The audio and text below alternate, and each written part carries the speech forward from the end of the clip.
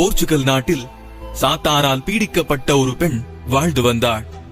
டேகஸ் என்ற நதியில் வீழ்ந்து தற்கொலை செய்து கொண்டாள். முடிவில்லா இன்பம் கிட்டும் என்ற எண்ணத்தை அடிக்கடி அவளுள் எழுப்பியது பிசாசு. புனிதரின் மீது பக்தி கொண்ட அப்பெண் ஆலயம் சென்று, புதுமை வள்ளலே, நான் ஆற்றில் வீழ்ந்து மடிந்ததும் நித்திய மோட்சம் அடைய உதவி புரியும் என மன்றாடிய அவள் மூச்சையாராள்.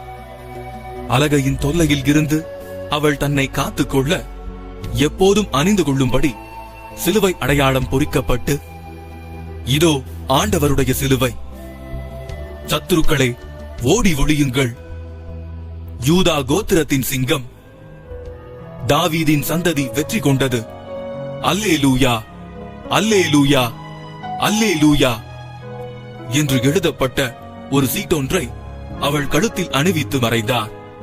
அலகையும் அவளை விட்டகன்றது.